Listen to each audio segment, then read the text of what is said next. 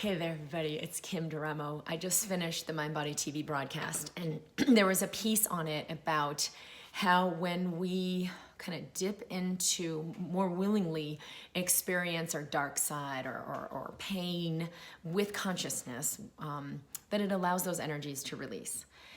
We're primarily vibrational, not physical. And so it's really, really powerful, the effect this has on the body. And I touched on it in the broadcast today, that there was a video I would create to go deeper into just how powerful that exponential effect is of our willingness to be in the discomfort in order to be more alive, in order to clear more energy. And it's kind of like the opposite is true. So we can do this like short-term high, but it actually has long-term negative impact. The short-term high being things like, I'm gonna just eat this thing that's not great for me because, it just feels good while I'm eating it, but I'm actually just escaping that I feel so bad, or I hate my body, or I feel worried about something, so I'm just gonna stuff it. So in the short term, it's like the escape will feel good. It'll feel like, I'm good, I feel better, but it's very short term. In the long term, it has an exponentially negative effect because we're creating patterns in the brain that sort of like make us more susceptible to that self-sabotage, make us less aware or able to access the things that really nurture us. So there's a diagram that I drew on this, and this is highly schematic here, that here's our short-term effect. We eat that ice cream. You're like, or you go on Facebook and distract. Like, I don't feel good, or I feel inadequate. Let me go, write this blog. I'm gonna try to get ahead in my business and create more. I'm gonna get that high from connecting with others, or I'm gonna maybe even just exercise. We can use it this way, but as an escape. I'm gonna go for a run. Now I feel better. So there's like this short-term high because of escape. I'm avoiding really meeting myself more fully. But it's a long-term exponential negative. And exponential meaning it's kind of bad at first, and then you keep doing it, and it creates really, really severe brain patterns like embedded in your system that keep you in low states of joy, fulfillment, abundance. It like lowers your frequency exponentially. Opposite is the thing I wanted to point out.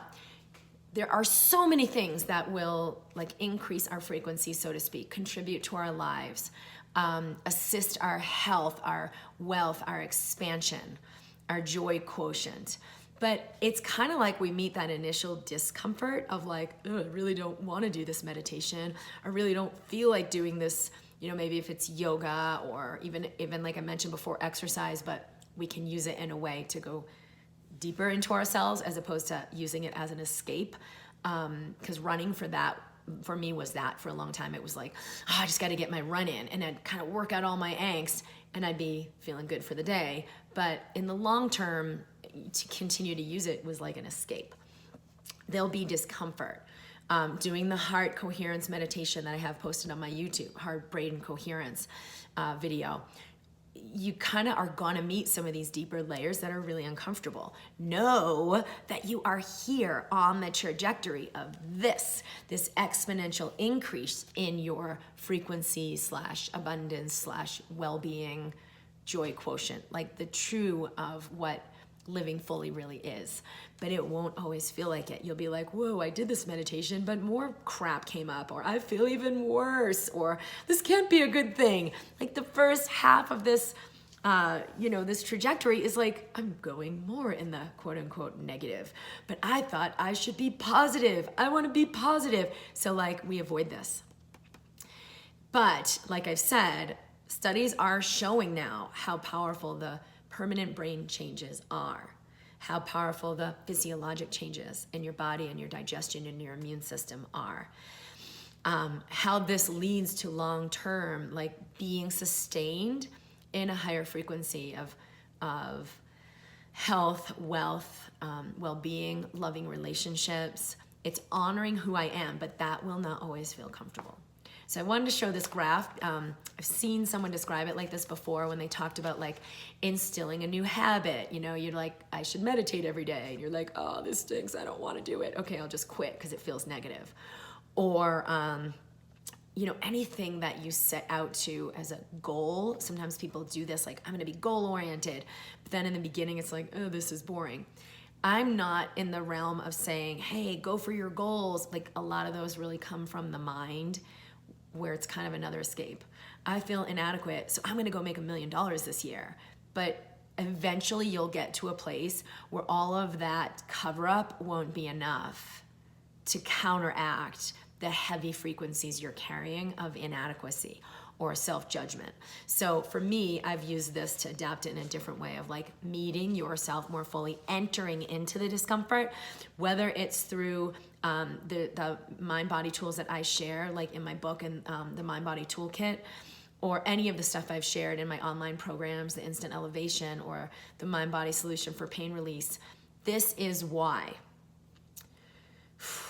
That's what really, you know, it's uncomfortable at first to create these brain changes, to create these physical changes in the body, embedding them. It's because you're coming into a new blueprint, a whole different frequency of energy, of self-love.